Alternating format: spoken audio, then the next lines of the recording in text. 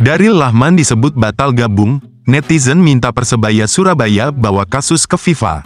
Nama Daryl Lahman tengah menjadi perhatian di kalangan pendukung Persebaya Surabaya. Pasalnya, pemain timnas Curaçao itu sempat diharapkan menjadi tambahan amunisi asing bajul ijo musim ini. Itu setelah kesepakatan diumumkan oleh Persebaya Surabaya untuk menggaet Daryl Lahman sebagai pemain asing ketujuh. Namun, polemik muncul akibat Daryl Lahman membantah terkait kesepakatan antara kedua belah pihak. Sementara Persebaya Surabaya sendiri telah bersikukuh bahwa sang pemain telah menekan kontrak yang telah disepakati sejak tanggal 6 Agustus tahun 2024 lalu.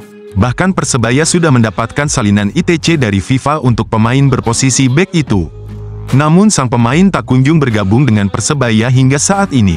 Agen yang menaungi Daryl Lahman, Gabriel Budi pun membenarkan terkait tanda tangan kontrak dari pemain yang bersangkutan, bahkan telah menyiapkan tiket kedatangan. Permasalahan yang dihadapi dalam proses transfer ini adalah sang pemain dikabarkan masih ingin melanjutkan diskusi kembali. Kabar terbaru menyebutkan bahwa Daryl Lahman memang tidak akan bergabung dengan Persebaya Surabaya. Terkait polemik transfer ini, netizen yang tak lain adalah bonek memenuhi komentar unggahan Persebaya Surabaya.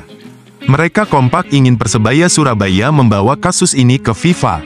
Bukan tanpa sebab, ini karena adanya kontrak yang sudah ditandatangani namun urung dipatuhi oleh sang pemain. Mereka juga menganggap dengan membawa kasus ini ke ranah yang lebih serius diharapkan membuat nama Persebaya Surabaya tak akan disepelekan oleh pemain di masa yang akan datang. Persebaya Surabaya libur panjang, Rizky Dwi cetak hat-trick jelang hadapi Persita Tangerang. Persebaya Surabaya mendapatkan kejutan manis setelah meraih kemenangan dramatis 2-1 atas Barito Putra. Hasil positif ini tidak hanya menjadi kado bagi para pendukung, tetapi juga hadiah istimewa bagi para pemain.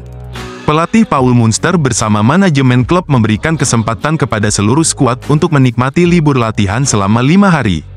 Libur panjang ini dijadwalkan dimulai pada Minggu, tanggal 25 Agustus tahun 2024, dan akan berakhir pada Kamis, tanggal 29 Agustus tahun 2024. Seluruh pemain diharapkan kembali ke lapangan untuk sesi latihan pada Jumat, tanggal 30 Agustus tahun 2024, sore. Paul Munster, yang dikenal sebagai pelatih dengan gaya keras dan disiplin, menilai libur ini sangat penting untuk menjaga keseimbangan fisik dan mental para pemainnya. Pelatih asal Irlandia Utara itu menjelaskan jeda ini diperlukan agar para pemain bisa kembali dalam kondisi lebih bugar dan segar. Libur ini penting karena mereka akan beristirahat secara fisik dan mental. Saat mereka kembali latihan pekan depan, mereka akan datang dalam kondisi lebih fresh, ungkap Paul Munster dikutip dari laman resmi Persebaya Surabaya. Terbukti, para pemain yang menjadi starter dalam laga kontra Barito Putra menjalani program pemulihan fisik untuk mengembalikan kebugaran mereka. Sementara pemain cadangan mendapatkan kesempatan untuk tampil dalam uji coba melawan Gresik United di Stadion Gelora 10 November. Laga uji coba tersebut dimenangkan Persebaya Surabaya dengan skor 3-2, berkat penampilan gemilang Rizky Dwi yang mencetak hat-trick. Hasil uji coba ini memberikan sinyal positif bagi Munster terkait kedalaman skuadnya. Meski hanya melibatkan pemain cadangan, Persebaya Surabaya mampu menunjukkan performa yang cukup solid. Ini menjadi modal penting menjelang laga melawan Persita, di mana Munster berharap seluruh pemainnya berada dalam kondisi terbaik. Mohamed Rashid persembahkan kemenangan Persebaya dari Barito Putra pada bonek Bonita. Mohamed Rashid menjadi pahlawan di balik kemenangan Persebaya Surabaya dari Barito Putra di Stadion Gelora Bung Tomo. Pemain berpaspor Palestina itu mencetak gol kemenangan saat laga menyisakan 1 menit, tepatnya di menit 95. Gol itu disambut luapan emosional 7.576 bonek Bonita yang hadir di Stadion GBT Surabaya.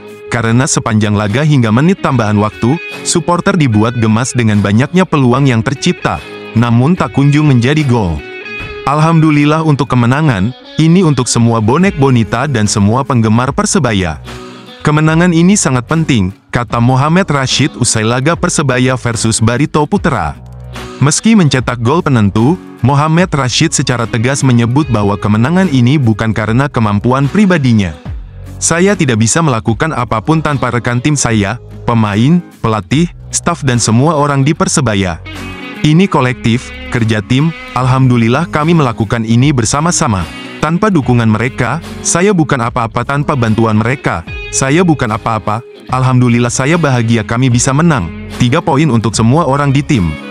Kami tidak kalah 3 pertandingan, itu sangat penting, memberi kami motivasi lebih, menjadi dukungan untuk terus mendorong permainan berikutnya, karena jelas setiap tim ingin menang. Kami juga demikian, terang pemain 29 tahun itu.